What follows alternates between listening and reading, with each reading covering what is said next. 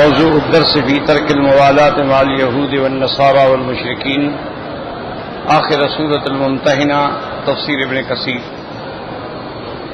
الحمد لله رب العالمين، والصلاة والسلام على أشرف الأنبياء وسيد المرسلين سيدنا محمد وعلى آله وأصحابه أجمعين۔ اللهم صل على سيدنا محمد وعلى آل سيدنا محمد كما صليت على إبراهيم وعلى آل إبراهيم في العالمين إنك حميد مجيد۔ أعوذ بالله من الشيطان الرجيم، بسم الله الرحمن الرحيم۔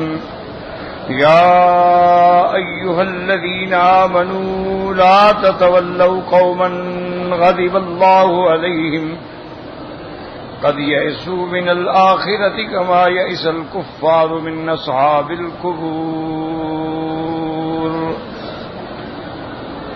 اللہ تبارک و تعالی نے کلام مقدس کی ان آیات مبارکہ میں حکم فرمایا ہے کہ ایمان والو کبھی دوست نہ بناؤ ان کو جن پہ اللہ کا غضب ہے اور جو آخرت سے مایوس ہو چکے ہیں، جیسے کافر قبروں سے دوبارہ اٹھنے پہ مایوس ہو چکے ہیں۔ تو میں نے عرض کیا تھا اور کل بات کر رہا تھا کہ ہمارے بڑے محترم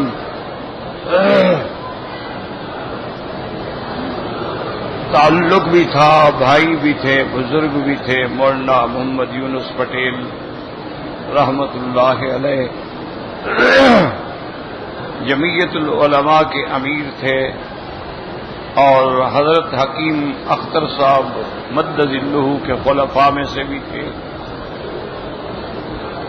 بڑا اللہ والے اور بڑا اللہ سے ان کا تعلق تھا، اور کل اللہ کی شان ہے کہ کعبے میں بیٹھے بیٹھے دعا کرتے ہوئے فوت ہو۔ میں جب پہنچا تو اس وقت تک وہ وفات فرما چکے تھے۔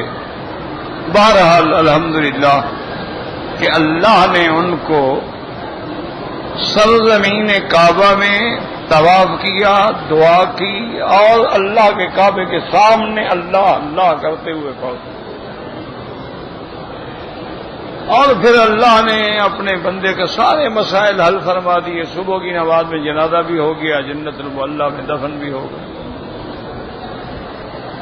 اللہم اغفرہ وارحمہ وتجاوز عنہ وادخلہ فی الفردوس الاعلی۔ اللہ ہر مسلمان کو ایسے خاتمہ ایمان پہ، اپنے ذکر پہ، اور ایسے مقامات مقدسہ مبارکہ میں کہ جو بقعۂ رحمت ہیں، امن ہیں، مرکز ہدایت ہے، وہاں موت آئے تو اور پھر کیا چاہیے بندے کو؟ موت تو برحق ہے نا، سب پہ آنی،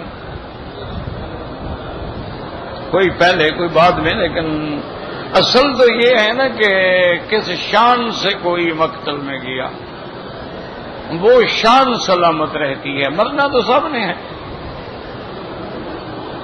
اس لیے مجھے وہ کل درس چھوڑ کے جانا پڑا، چونکہ وہ آخری وقت میں بھی ان کی تعلق کی بات ہے کہ انہوں نے یاد کیا۔ بہرحال اللہ والے لوگ تھے، بڑے لوگ تھے، جن کی ساری زندگی الحمدللہ علم میں، اصلاح خلق میں، دعوت و تبلیغ میں، درس و تدریس میں گزر گئی۔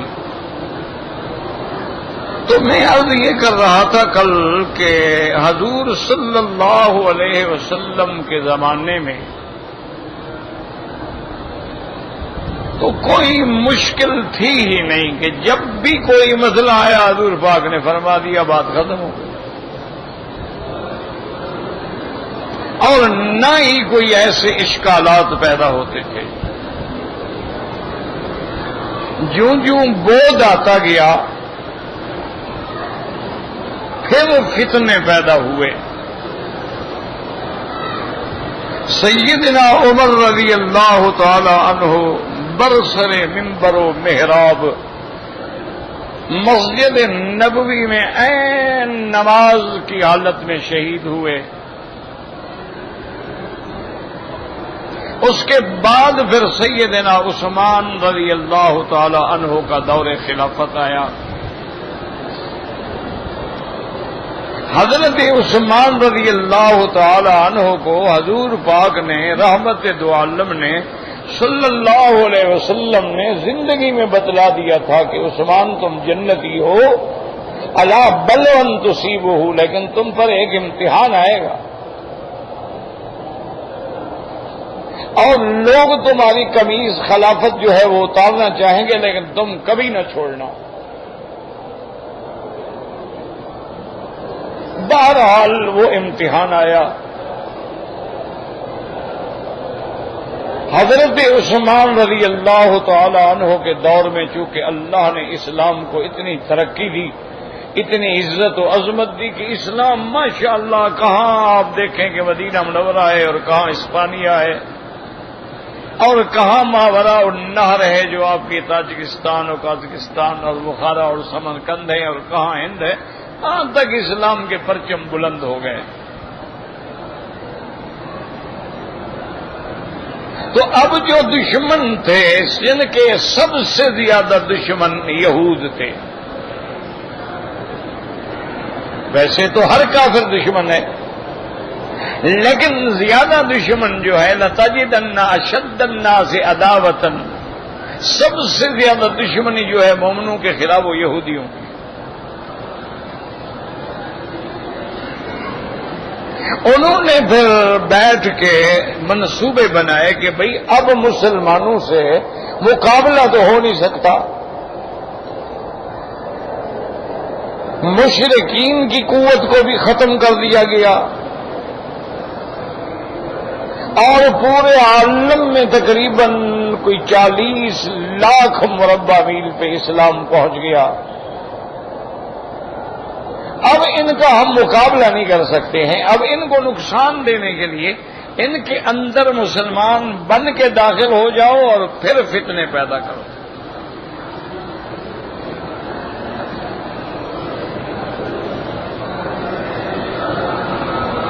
تو ان کے فتنوں کے جو بانی تھے نا وہ عبداللہ ابن سبا تھا جو یہودی تھا، پھر حسن ابن سبا تھا جو یہودی تھا. انہوں نے پھر فتنے پیدا کیے اور سب سے بڑا فتنہ جو ہے وہ روافض اور خوارج کا تھا.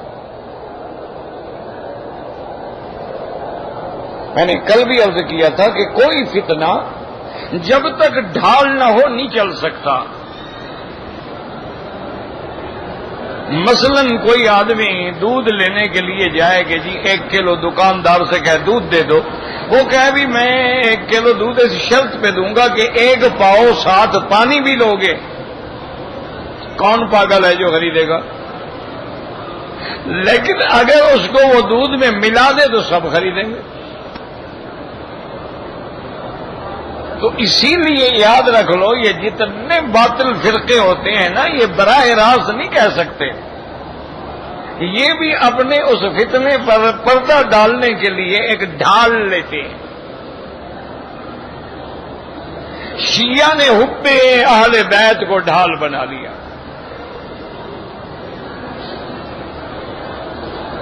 اب نام حب اہل بیت کا تھا اور بغض تھا اصحاب رسول سے.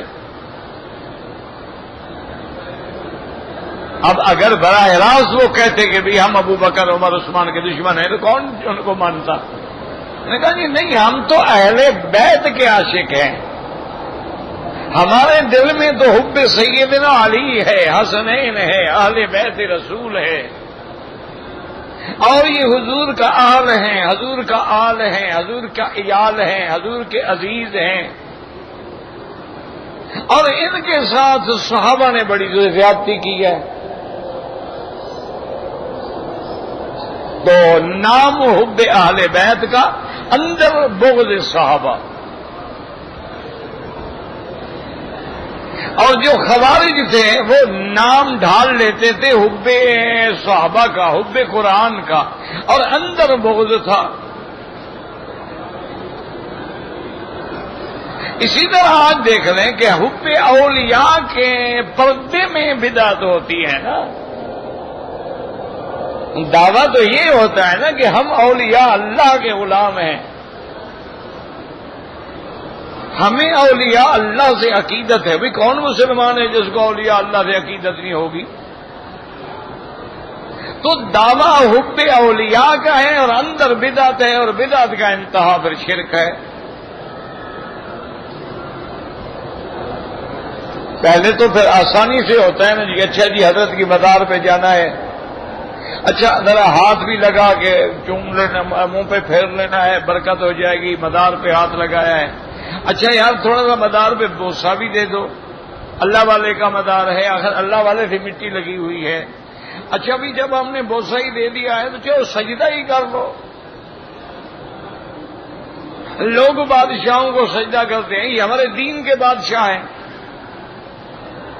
اب سجدہ بھی شروع ہو گیا.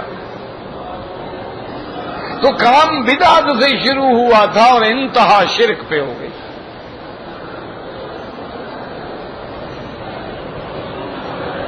اسی طرح بعض لوگ جو ہیں وہ توحید کے نشے میں ہیں، یعنی ڈھال توحید کی ہوتی ہے لیکن انبیاء کی شان میں گستاخی کر بیٹھتے ہیں. اولیاء اللہ کی شان میں گستاخی کر بیٹھتے ہیں. نام توحید کا ہے کہ بھئی ہمیں تو اللہ کی توحید ہے نا. تو یہ ہمیشہ باطل فرقہ جو ہے ان کا طریقہ کار ہے، یاد رکھو. اسی ضمن میں بات کر رہا تھا کہ خوارج کا جو فتنہ تھا نا، اللہ معاف کرے، اللہ معاف کرے، اور بظاہر وہ اتنی بڑے عابد تھے، اتنے بڑے نمازی تھے، اتنا بڑا، یعنی ہر وقت ان کی زبان پہ اللہ کا قرآن تھا.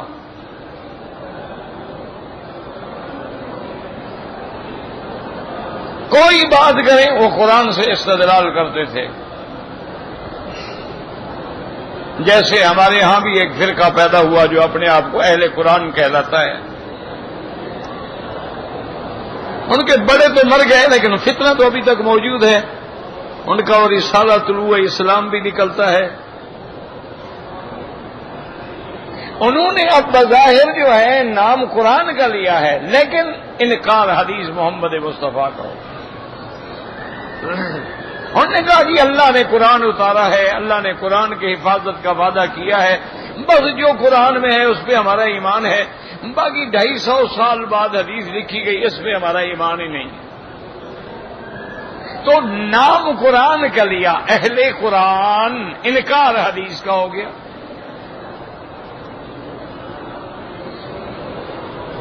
اسی طرح بعض ہمارے بھائی جو ہیں وہ نام حدیث مبارک کا لیتے ہیں، ورنہ دنیا میں کون انسان ہے جو حضور کی حدیث کا انکار کرے؟ کلمہ نبی کا پڑھتا ہو اور حدیث کا انکار کرے گا، پھر مسلمان کیسے ہوگا وہ؟ لیکن وہ نام حدیث کا ہوگا، انکار فقہ کا ہوگا کہ جی یہ فقہ تو بعد کی بات ہے نا، یہ 4 امام آخر کہاں سے نکل آئے؟ یہ تو 4 صدی میں پیدا ہوئے.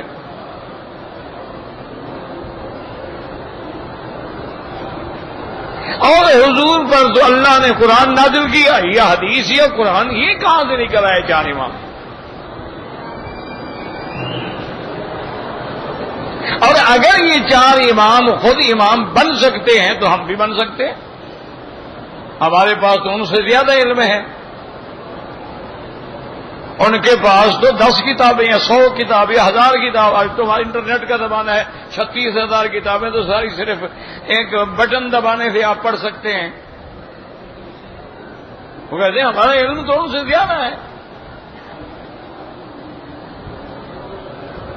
تو اب نام قرآن کا لیا، انکار حدیث کا ہو گیا. نام حدیث مبارک کا، انکار فقہ کا ہو گیا. اور یہ بات ہمیشہ یاد رکھ لیں کہ یہ اللہ نے ایک سلسلہ بنایا ہے جب تک ایک سلسلے کا یہ کڑیاں مضبوط ہیں تو آپ کا رشتہ مضبوط رہے گا. اگر درمیان میں کسی جگہ بھی ایک کڑی ٹوٹ گئی تو ساری زنجیر ٹوٹ جائے گی.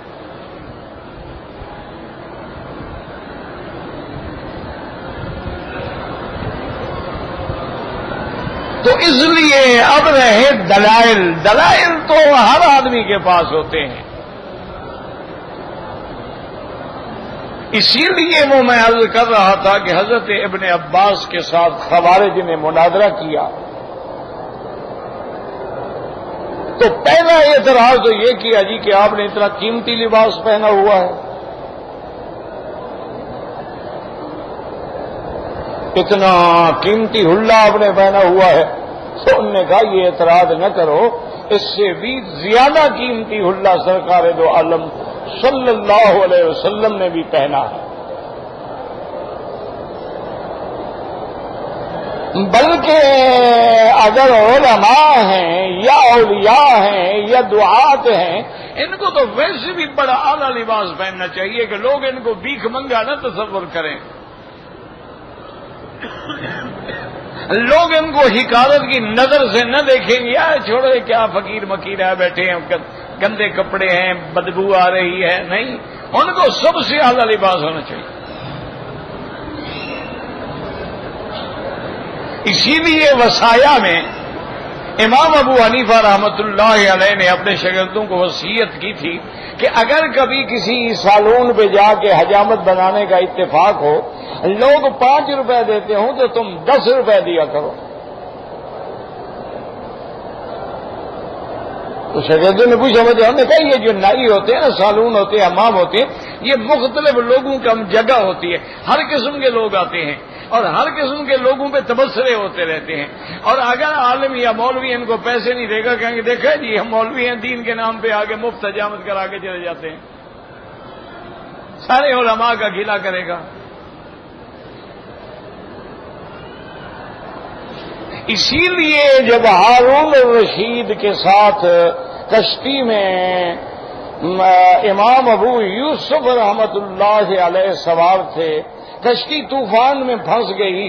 اتفاق سے طوفان نے ایسے اسے گھمایا اور یکدم ہوا کے زور سے کشتی کنارے سے لگی. امام ابو یوسف رحمت اللہ نے چھلانگ لگا لی, وہ کنارے پہ اتر گئے اور کشتی پھر واپس چلی گئی.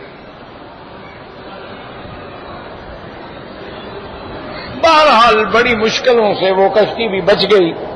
اور وہاں جو خوشامدی بیٹھے ہوئے تھے انہوں نے کہا بادشاہ سے کہ دیکھا امام صاحب کو آپ بڑی عزت دیتے ہیں, امام ابو یوسف اور امام ابو یوسف اور رئیس القضاء اور ایسے اور ایسے. ان کو تو اپنی جان پیاری تھی نا, مولوی اپنی جان بچا کے بھاگ گیا, بادشاہ کا تو خیال نہیں کیا. ان کو چاہیے تھا آپ کے ساتھ رہتا کہ ڈوبنا ہے تو مر جائیں گے اکٹھے, بچنا ہے تو سارے اکٹھے بچیں, یا کم از کم پہلے آپ کو نکالتا. بادشاہ ہوتی ہے نا, دلوں میں بات آ جاتی ہے. تو بادشاہ نے بھی پوچھا ایک دن ابو یوسف سے, تو انہوں نے فرمایا کہ دیکھو ہارون الرشید, تم مر جاؤ تمہارا بیٹا تمہاری کرسی پہ بیٹھ جائے گا, میں مر جاؤں ایک ابو یوسف پیدا کرو. تم کیا ہو؟ واقعی مجھے اپنی جان زیادہ عزیز تھی تم سے, اور اب بھی زیادہ عزیز ہے. کیا ہے, حاکم مر گیا, ایک اور آ گیا, سردار مر گیا, اس کا بیٹا سردار بن گیا, وڈیرا بن گیا تو بیٹا وڈیرا بن گیا. عالم تو ہر کوئی نہیں بن جاتا.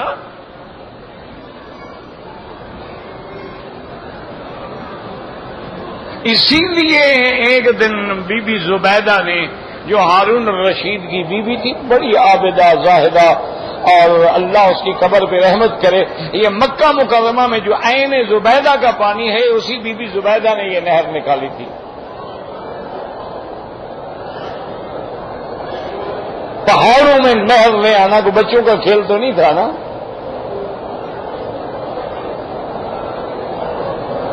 علم بڑی چیز ہوتا ہے, بس دعا کرو اللہ اپنی رحمت سے ہمیں علم دے, علم کی قدر بھی دے اور فہم بھی دے.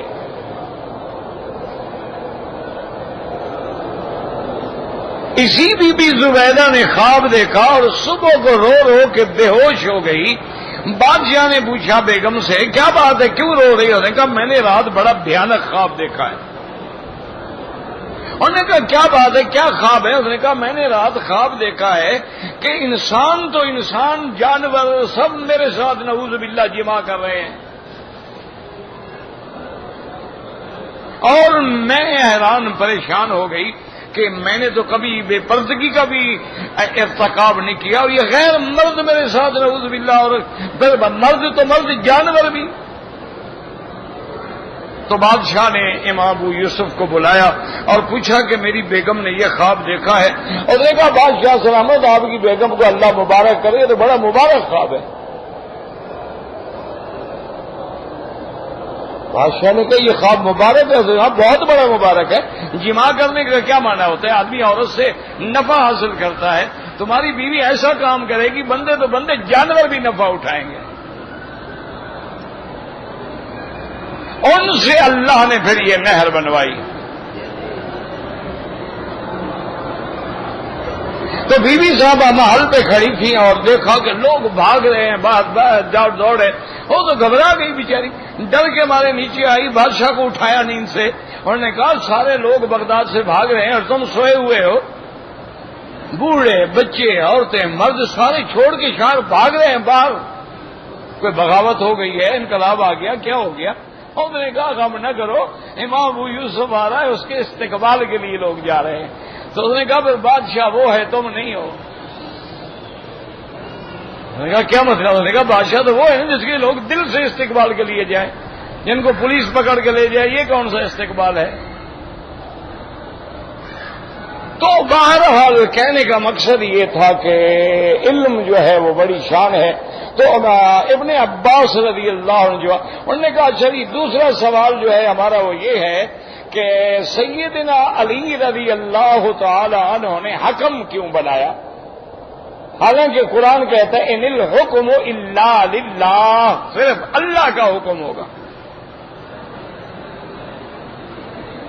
انت خیر الحاکمین اللہ یحکم بیننا۔ تو یہ حکم انسان کو کیسے بنا لیا؟ ابن نعوذ باللہ حضرت علی تو کافر ہو گئے۔ حضرت ابن عباس نے فرمایا اچھا قرآن میں یہ ہے کہ اگر محرم آدمی سے جانور مر جائے، شکار کر لے تو اس کے بدلے میں جانور دو، اور وہ حکم فیصلہ کرے کہ اس کے برابر کا جانور کون سا، یہ قرآن میں ہے؟ انہوں نے کہا ہے۔ انہوں نے کہا اچھا میاں بیوی میں جھگڑا ہو جائے تو قرآن کہتا ہے کہ حکم من اہلہ و حکم من اہلہا، ایک حکم اس کے خاندان سے ایک خاوند کے خاندان سے، وہ دونوں کی صلح کرائیں، یہ قرآن میں ہے؟ انہوں نے کہا ہاں یہ تو ہے۔ اس نے کہا اگر جانور کے لیے حکم جائز ہے، عورت کے جھگڑے کے لیے حکم جائز ہے، تو حضرت علی نے مسلمانوں کو لڑائی سے بچانے کے لیے حکم بنایا تو کون سا کفر ہو گیا؟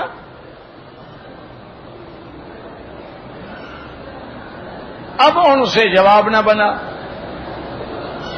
انہوں نے کہا اچھا یہ تو بہرحال بڑی زیادتی ہے نا کہ حضرت علی نے بی بی عائشہ سے جنگ کی، تو اگر بی بی عائشہ کافرہ ہے، انہوں نے جنگ کی ہے، تو جنگ جیتنے کے بعد انہوں نے اس کو کیوں نہیں پکڑا، غلام کیوں نہیں بنایا، ان کے مال کو مال غنیمت کیوں نہیں سمجھا، ان کو پھر اپنے تصرف میں کیوں نہیں لے آئے، ان کو چھوڑ کیوں دیا؟ اور اگر چھوڑ دیا وہ کافرہ نہیں ہے تو پھر جنگ کیوں کی؟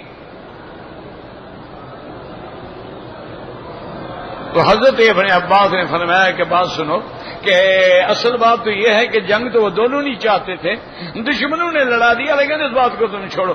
قرآن یہ کہتے ہیں کہ ہن امہاتہم، کہ حضور کی بیویاں جو ہے وہ امت کی بائیں ہیں۔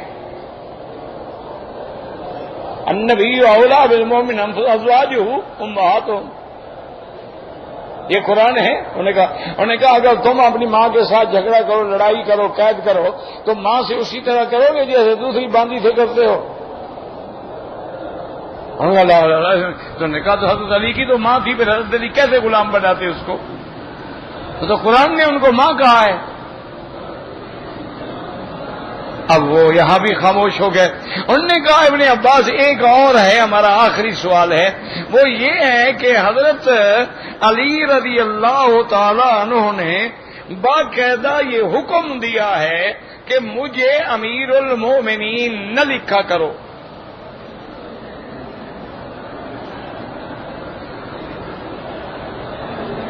تو اگر آپ امیر المومنین نہیں ہیں تو پھر امیر الکافرین ہیں، اور اگر آپ امیر المومنین ہیں تو کیا مانے کہ مجھے نہ لکھو؟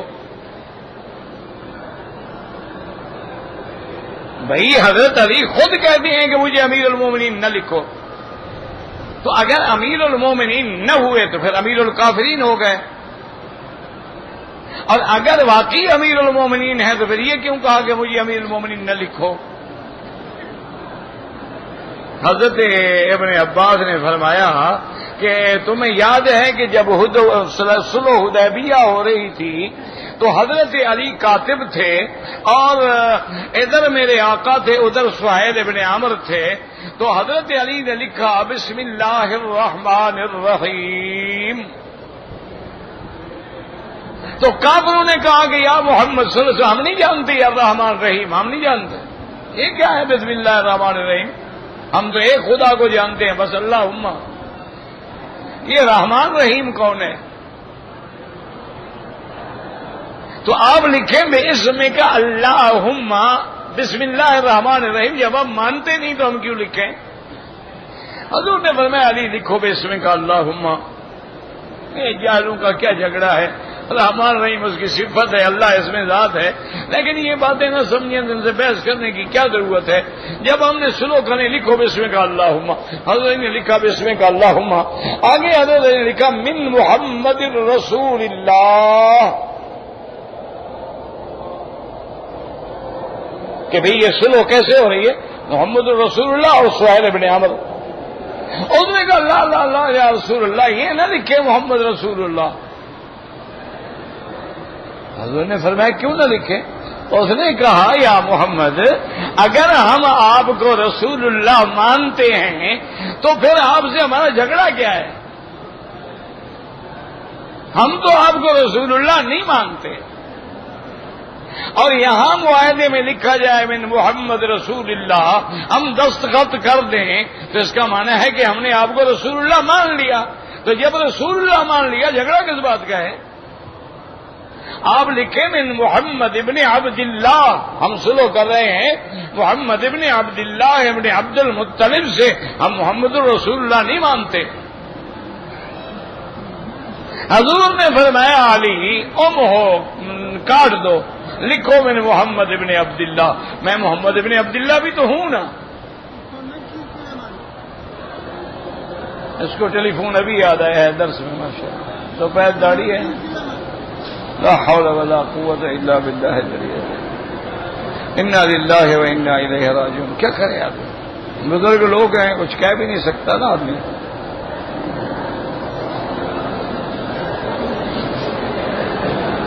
اسی لیے بزرگ کہتے ہیں نا کہ بزرگی بعقل است نہ بسال، بزرگ عقل سے ہوتا ہے عمر سے نہیں ہوتا۔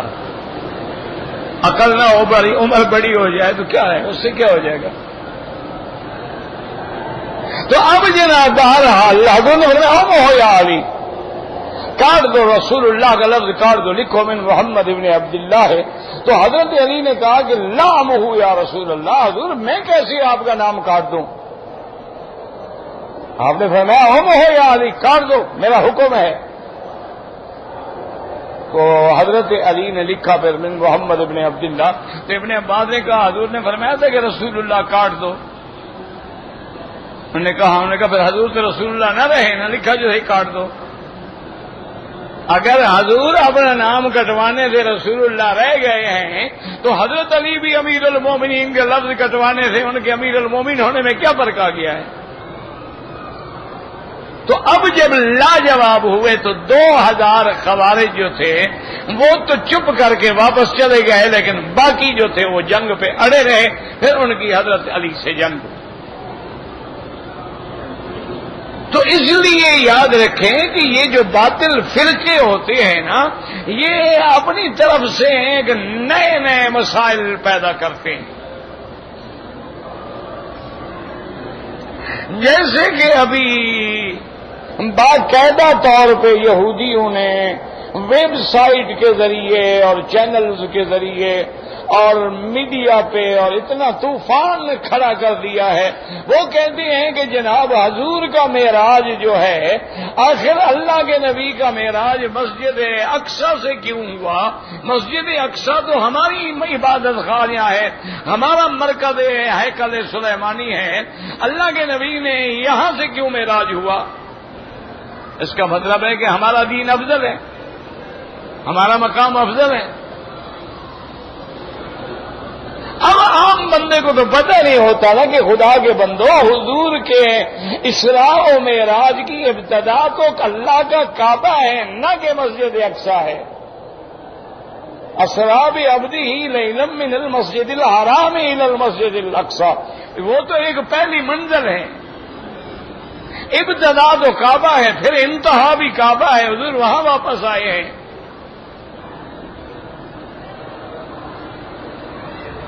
تو اس قسم کے اعتراض ہمیشہ ہوتے ہیں. تو ایک دشمنوں کا اعتراض یہ بھی ہے کہ اگر قرآن اللہ کا کلام ہے تو اس کے اندر کلام میں ربط کیوں نہیں ہے، جوڑ کیوں نہیں ہے؟ کیوں؟ اللہ تو بھولنے سے پاک ہے. تو یہ کیا بات ہے کہ کبھی کبھی حضور کا ذکر پہلے آ جاتا ہے اور نوح علیہ السلام کا ذکر بعد میں آ جاتا ہے؟ کبھی وہ یزکیہم پہلے آ جاتا ہے، کبھی وہ یعلمہم الکتاب والحکمۃ ویزکیہم پیچھے آ جاتا ہے. اور کبھی جو ہے سورۃ قیامہ آ رہی ہے، لا اقسم بیوم القیامہ ولا اقسم بالنفس اللوامہ، سارا قیامت کا ذکر ہے. اور درمیان میں آ جاتا ہے لا تحرک بہ لسانک لتعجل بہ ان علینا جمعہ وقرآنہ ثم ان علینا بیانہ کلا، پھر قیامت کا ذکر آ گیا. درمیان میں آئے جی آپ زبان مبارک نہ ہلایا کریں قرآن سننے وقت. کہتے ہیں یہ عجیب بات ہے، یہ کیسا قرآن ہے؟ اس کی کلام میں ربط ہی نہیں ہے، جوڑ ہی نہیں ہے. موسیٰ علیہ السلام کا قصہ ہے، وہ کہتے ہیں کہ سارے قرآن کو کھول کے دیکھ لو، کسی جگہ اس کی وہ قصہ ہے کہ والدہ کیسے پریشان ہوئیں جب آپ پیدا ہوئے، ان کو حکم ملا صندوق میں ڈالا جائے. اور کسی جگہ جو ہے حضرت آگ لینے کے لیے جا رہے ہیں، پیغمبری مل جاتی ہے. اور کسی جگہ کچھ ہے، کسی جگہ کچھ. یہ کیا مطلب ہے؟ اللہ نے آپ کے قصے کو ترتیب سے کیوں نہیں بیان فرمایا؟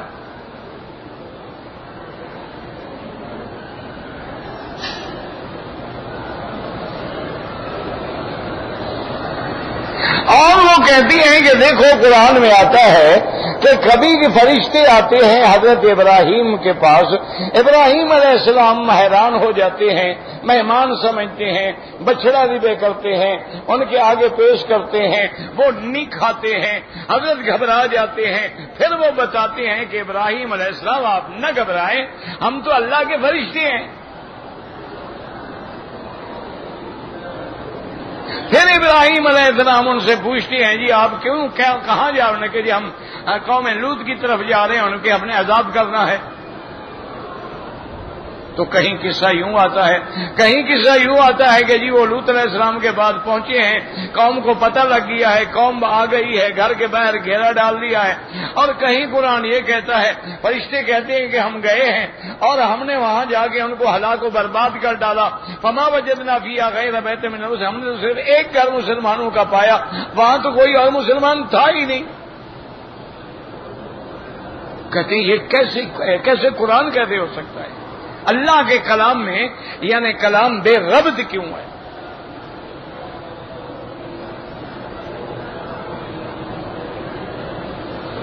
اس لیے پھر علماء جو ہیں اللہ ان کی قبروں پہ کروڑوں رحمتیں فرمائے. اللہ محدثین، فقہاء، قراء، اولیاء، علماء، صلحاء سب کی قبروں پہ کروڑوں رحمتیں نازل فرمائیں کہ ہر آدمی نے پھر اپنی اپنی لائن میں آ کے محنت کی.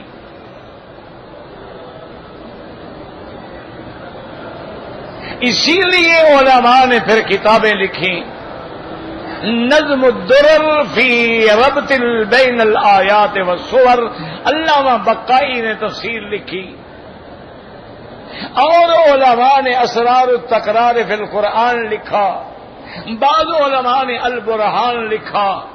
بعض علماء نے علوم القرآن لکھا، بعض علماء نے اعجاز القرآن لکھا، اور بعض علماء نے عرض القرآن لکھا۔ انہوں نے کتابیں لکھ کے دشمنوں کو جواب دیا کہ بدبختو تم سمجھے نہیں ہو، قرآن کوئی قصے کی کتاب نہیں ہے، قرآن کوئی تاریخی کتاب نہیں ہے، قرآن کوئی جغرافیہ پڑھانے کے لیے نہیں اترا ہے، قرآن ہدایت ہے، موعظت ہے، نور ہے، شفا ہے۔ تو جیسے جیسے بیماری ہوگی قرآن ویسے دوائی دے گا۔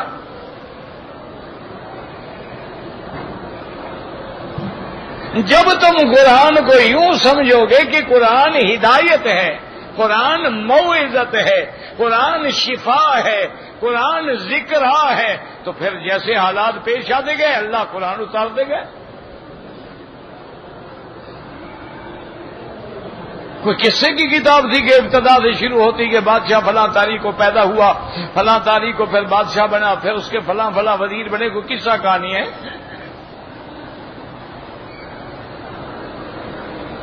تو اس لیے انہوں نے جواب لکھے ہیں۔ تو اب آپ دیکھیں کہ اللہ نے کیسا ربط بیان فرما دیا علماء نے کہ جب آپ نے یہ آیا سورت شروع کی تھی تو اس شروع میں کیا تھا کہ لا تتخذوا عدوی وعدوکم اولیاء، میرے دشمنوں کو اپنا دوست نہ بناؤ۔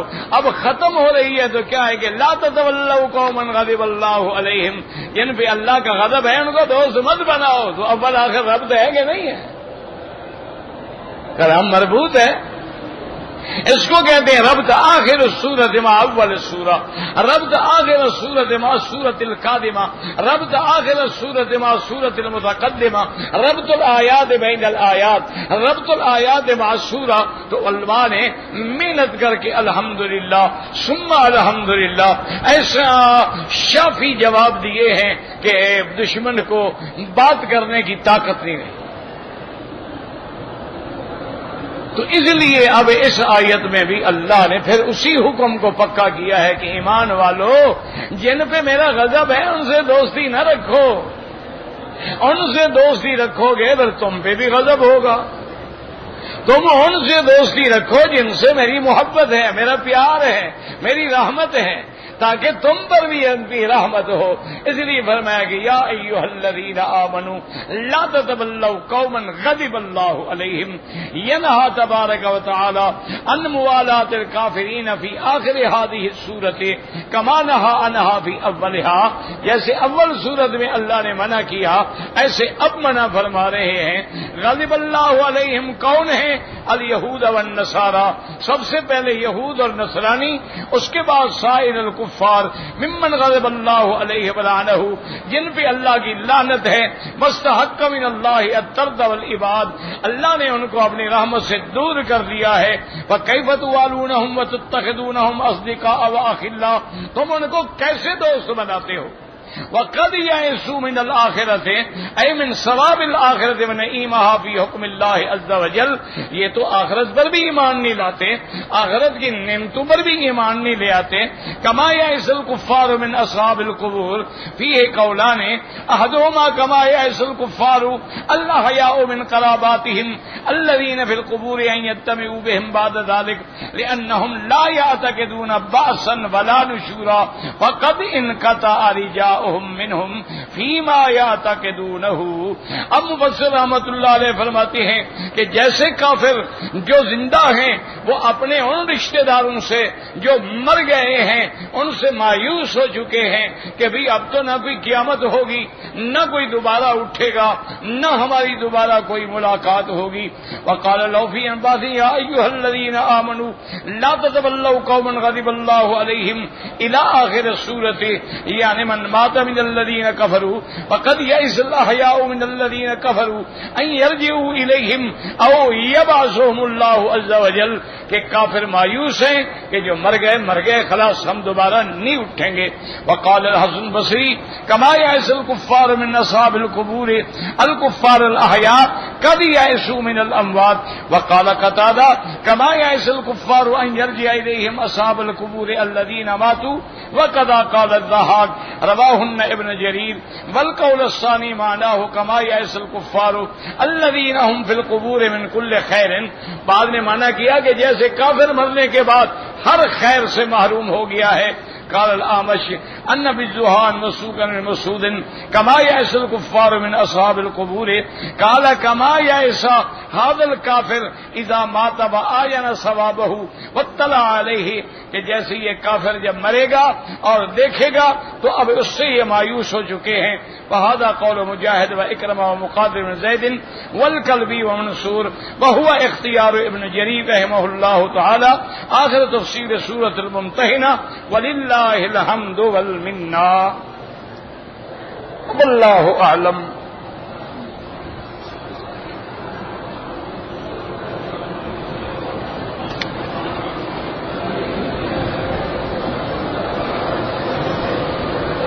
ایک حاجی ہندوستان سے آئے ہیں، بیمار ہیں، بے ہوش ہیں۔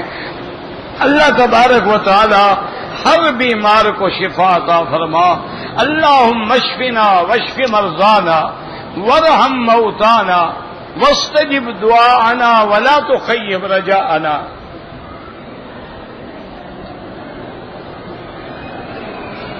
کہتے ہیں جی کہ آپ سے پوچھا گیا تھا کہ یہاں کے جو حنابلہ علماء ہیں وہ حضور صلی اللہ علیہ وسلم کی قبر میں حیات کے قائل ہیں۔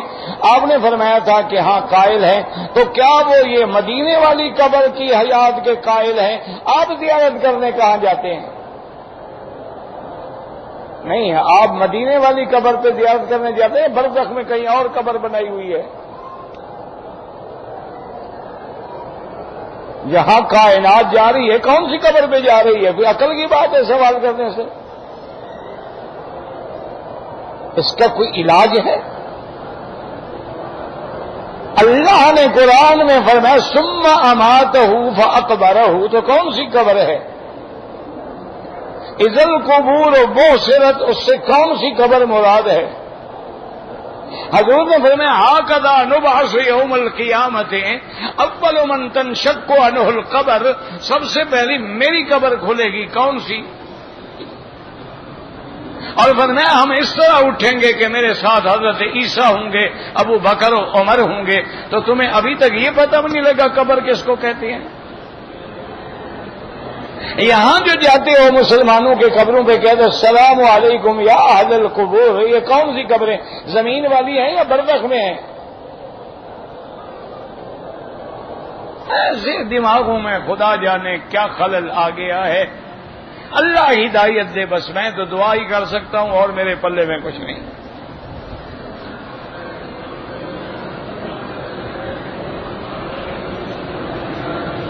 جی حضور کے روضہ مبارک پہ بالکل جب ہم زندہ سمجھتے ہیں تو یا رسول اللہ کیوں نہیں کہیں گے؟ جب حضور زندہ تھے صحابہ آگے جب سلام کرتے کیا کہتے تھے؟ وہی حکم اب ہے کہ الصلاۃ والسلام علیک یا رسول اللہ۔ اسی لیے حضرت عائشہ جب سلام کہتی تھی تو الصلاۃ والسلام علیک یا رسول اللہ، اور اس کے بعد السلام علیک یا ابا، اپنے باپ کو نام لیتی تھی کہ ان کے ابا ہیں ابو بکر۔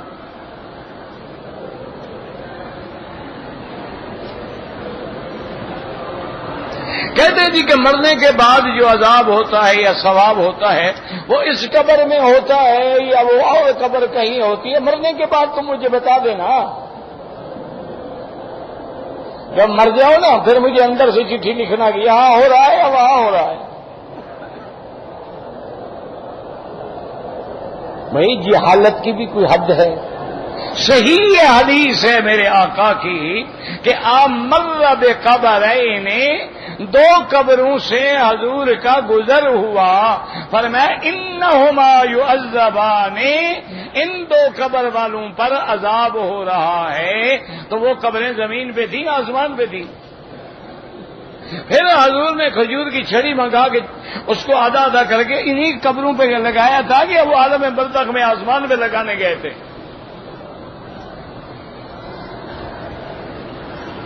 مرنے کے بعد جو شہداء کے ارواح ہیں بالکل ان کا تعلق ہوتا ہے۔ جیسے سورج کہاں ہے، لائٹ ہمیں آ رہی ہے کہ نہیں آ رہی؟ یہ انسانوں نے موبائل بنایا ہے، اس کا تعلق جو ہے سیٹلائٹ سے ہے، آپ جس نمبر کو پنچ کرتے ہیں مل جاتا ہے، یعنی بندے تو یہ تعلق جوڑ سکتے ہیں تاروں کے بغیر، اللہ نہیں جوڑ سکتا۔ اب عقل پر ماتم کرنی چاہیے، اور کیا کریں ہم؟ دیکھو کوئی تار ہے، کچھ یہاں ملا دیں ٹھک نمبر ملتا ہے، اچھا جو ملاتے ہیں اسی سے ملتا ہے، اور دوسرا نمبر بھی نہیں ملتا۔ یہ ساتھ والے جو بیٹھے بول رہے ہیں اس کو بھی وہ نہیں لیتا ہے۔ تو اگر یہ انسانوں کا بنایا ہوا سسٹم اتنا حساس ہے تو اللہ ارواح کو عالم علیین سے قبروں کے ساتھ نہیں کنٹریکٹ کروا سکتے؟ مشکل ہے ان کے لیے۔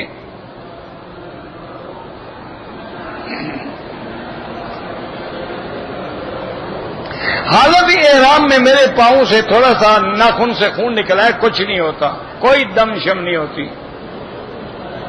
میں نے 4 دانت جو ہیں فکس لگوائے ہیں، ٹھیک ہے، وضو کریں، ٹھیک ہے، وضو آپ کا وضو ٹھیک ہے، غسل ٹھیک ہے، اسی جگہ فکس ہو گئے بس۔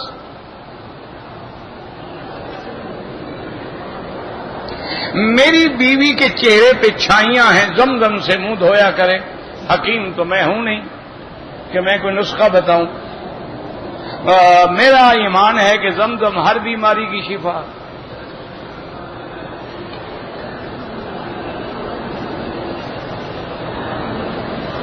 اگر رمضان کے فرض روزے کوئی توڑے توبہ کرو، گناہ کبیرہ ہے، بغیر عذر کے توڑے گا، روزہ قضا بھی کرے توبہ بھی کرے اپنے گناہوں سے۔ کفارے کے روزے رمضان پورا کرو، کفارے کے روزے ہوتے رہیں گے، رمضان فرض ہے۔ اگر کسی آدمی نے کسی لڑکی سے بوس و کنار تو کیا ہے، زنا نہیں کیا، بہرحال یہ بھی تو گناہ ہے نا، گناہ صغیرہ ہے، ان چھوٹی لکڑیوں سے آگ جلتی ہے نا، توبہ کرو، استغفار کرو۔ احرام کی حالت میں عورت آگے کپڑا لٹکا دے، بس پردہ بھی رہے گا، چہرے کو بھی نہیں لگے گا۔ یہ ہمارے ملک میں عورتیں گھونگھٹ نہیں نکالتی تھیں، آگے کھینچ لیتی تھیں بس۔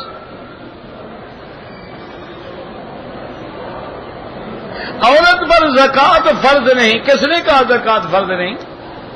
عورت امیر ہے، زکوٰۃ دے گی، امیر ہے، حج بھی فرض ہے، زکوٰۃ بھی فرض ہے، مسئلے خود گھڑتے رہتے ہو گھر میں بیٹھ کے۔ دعا میں طفیل نہیں، سیدھی اللہ سے مانگے، ادعونی استجب لکم، اللہ فرماتے ہیں مجھ سے مانگو میں تمہاری دعائیں سنتا ہوں۔ اور پھر حضور نے ہمیں طواف میں جو دعا سکھلا دی، اسی لیے کہ سمجھ لو دعا اللہ سے مانگنی ہے، ربنا آتنا فی الدنیا حسنۃ وفی الآخرۃ حسنۃ وقنا عذاب النار۔ دعا میں سیدھا اللہ سے۔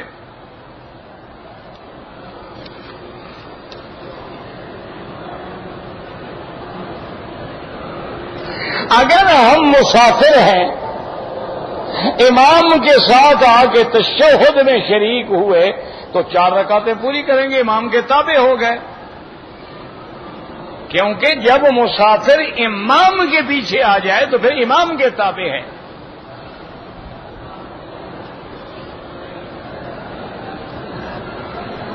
چار رکعت فرض نماز میں پہلی رکعت میں فاتحہ اور سورت، دوسری رکعت میں فاتحہ اور سورت، بعد کی 2 رکعتوں میں صرف فاتحہ ہوگی، سورت نہیں ہوگی، اور اگر مقتدی ہے تو فاتحہ بھی نہیں پڑھے گا۔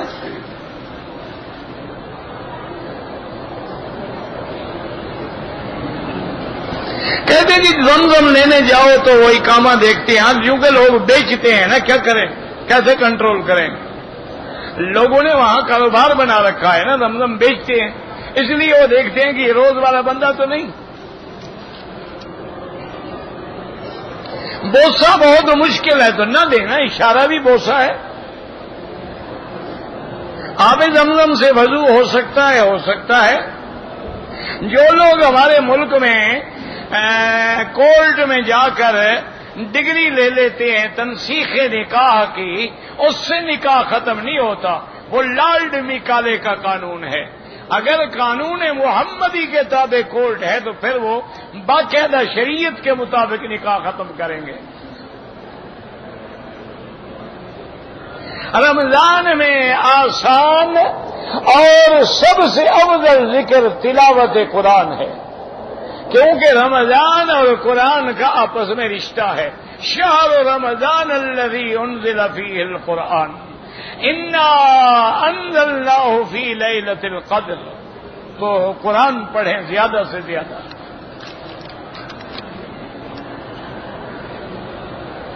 کوئی عورت خاوند کی اجازت کے بغیر نفلی روزہ رکھ سکتی ہے. دیکھیں نا، اصل مسئلہ یہ ہوتا ہے کہ ہر خاوند کی طبیعت الگ ہے. اگر آپ کو تسلی ہے کہ اس کو میرا تقاضا نہیں ہوگا تو آپ رکھ سکتی ہیں، ورنہ اس کی اجازت سے روزہ رکھیں. کیوں ہو سکتا ہے اس کو خواہش ہو اور آپ روزے میں ہوں، تو اس لیے اجازت دی. اگر آپ کو پتا ہے ماشاءاللہ خاوند تو انشاءاللہ مہینے کے بعد ہوش میں آئیں گے تو پھر آپ رکھتی رہیں. بیوی کو تو پتا ہوتا ہے نا خاوند کا کتنا پانی ہے.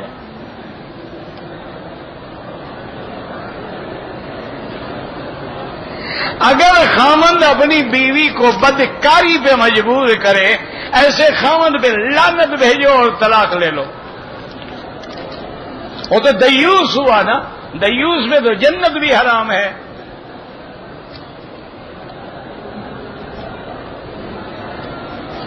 اگر ہم لوگ عمرے پہ آئے ہیں، جماعت میں نہ پہنچیں، بعد میں نماز پڑھیں تو قصر پڑیں گے چونکہ مسافر ہیں آپ.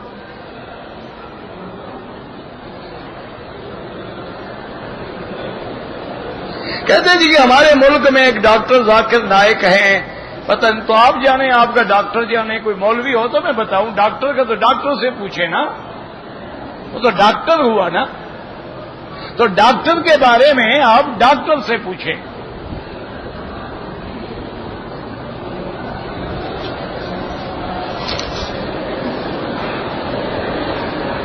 ہمارے علاقے میں 6-7 دن کے بعد فاتحہ خوانی ہوتا ہے، فلاں سب بدعتیں ہیں.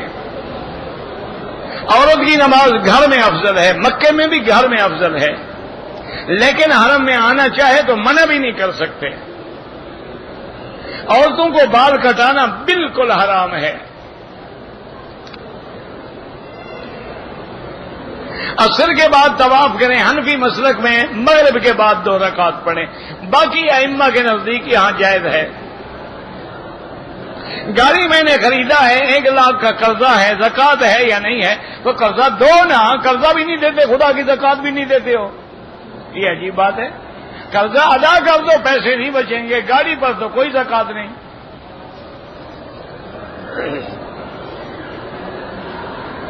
کہتے جی کہ بر صغیر میں اسلام عرب تاجروں کی وجہ سے پھیلا تھا، تو رفع دین یہ کوئی دلیل تو نہیں جو تاجر کریں وہ ہم کام کریں. ہم نے آپ سے حدیث مانگی ہے یا تاجروں کی بات مانگی ہے؟ ماں باپ کے پاؤں چومنا بالکل منع ہے. خریداری میں ریٹ کے بارے میں بحث کرنا بالکل جائز ہے.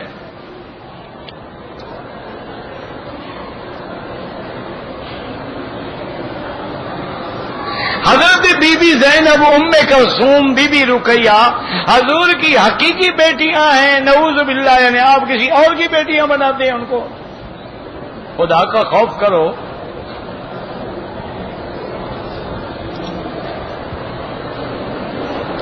زمزم کا پانی سارے بدن پہ ڈال سکتے ہیں. عورت اپنے خاوند کے حقوق میں کسی اور کو بھی شریک کرے، لعنت بھیجو ایسی عورت پہ. بے غیرت کی زندگی کیوں جیتے ہو؟ چھوڑ دو، اللہ کوئی اچھی عورت عطا کرے.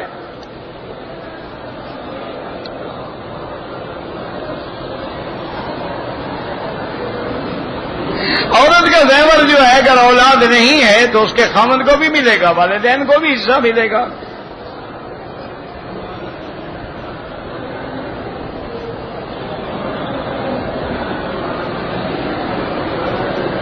ایک عورت نے عمرہ کیا ہے، پاؤں کے ناخن پہ نیل پالش لگی ہوئی تھی. اگر اس کے اندر پانی نہیں گیا، ایک ہے صرف رنگ تھا، ایک ہے کہ تہ جمی ہوئی تھی، اگر تاجوی ہوئی ہے تو نہ عمرہ ہوا، کچھ بھی نہیں ہوا، دوبارہ اس کو ریموو کریں، دوبارہ عمرہ قضا کریں۔ حضرت علی نے قرآن لکھا تھا، بالکل لکھا تھا، صنعاء یمن میں اب بھی موجود ہے۔ حضرت علی کی قلم سے لکھا ہوا قرآن یمن کے ملک میں صنعاء میں موجود ہے، وہ بالکل اسی قرآن کے مطابق ہے، ایک حرف کا فرق نہیں ہے۔ ایک مشت سے زیادہ داڑھی کاٹی جائز ہے۔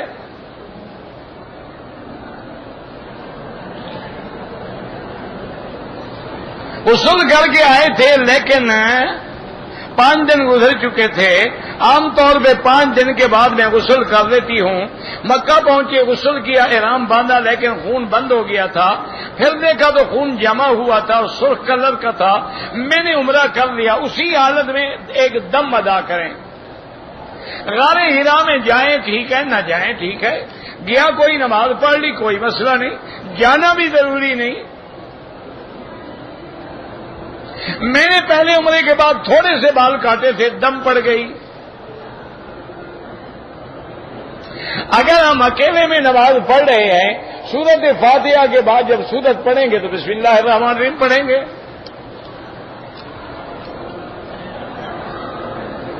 بخاری ایک جگہ کا نام ہے، بخاری کسی جگہ کا نام نہیں، اس جگہ کا نام ہے بخارا، سمرقند و بخارا۔ میری بیٹی بیمار ہے، اللہ شفا عطا فرمائے۔ میرے والدین بیمار ہیں، اللہ شفا عطا فرمائے۔ یہ تو پہلے بھی ہو گیا ہے، یہ سارے پہلے ہو چکے ہیں۔ لڑکا اور لڑکی کتنی سال کی عمر میں بالغ ہوتے ہیں، ہر ملک کا الگ مسئلہ ہے۔ گرم ملک ہو تو جلدی بالغ ہو جاتے ہیں، ٹھنڈے ملک ہوں تو دیر سے بالغ ہوتے ہیں۔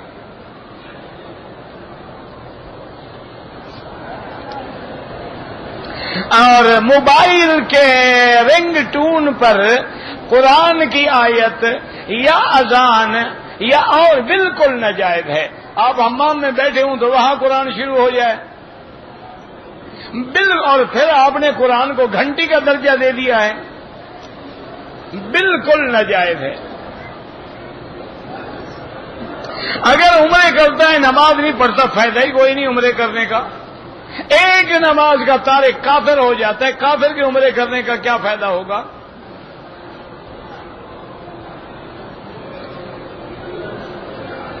بعض غیر مسلم زمزم کا پانی مانگتے ہیں، بالکل دینا چاہیے۔ خاندانی منصوبہ بندی بالکل حرام ہے۔ فاجر فاسق کا معنی گناہ ہے کبیرہ، کیا تو فاسق بن گیا، اس پہ اصرار ہے، کھل کے کر رہا ہے تو فاجر بن گیا۔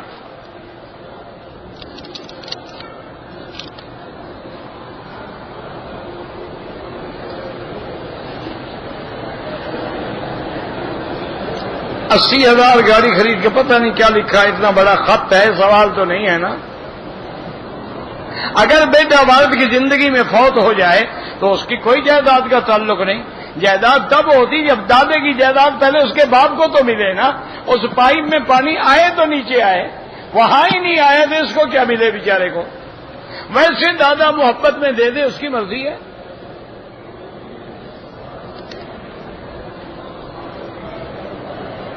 اگر 2-3 طواف کیے عصر کے بعد میں 2 رکعت پڑھ لیں، صفا کرنے کے بعد نماز کے لیے کپڑا الگ کپڑا استعمال کریں۔ کیوں الگ کپڑا استعمال کریں؟ عمرے کرنے سے وہ کپڑا پلید ہو گیا ہے۔ وہ بالغ بچہ ہو یا نہ بالغ ہو، اللہم اغفر لحینا و میتنا و شاہدنا و غائبنا و صغیرنا و کبیرنا، سب آ گئے۔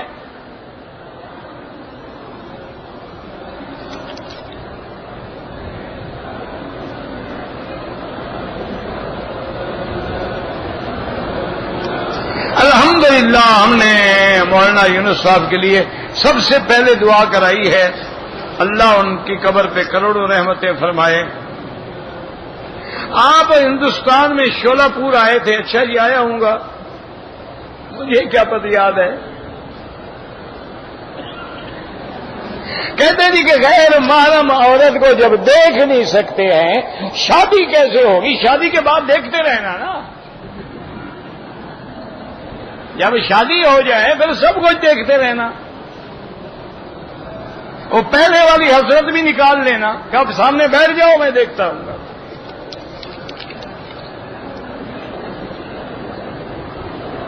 اگر عورت حیض میں ہے گھر میں بیٹھی رہے، جب پاک ہو جائے غسل کر کے عمرہ کرے۔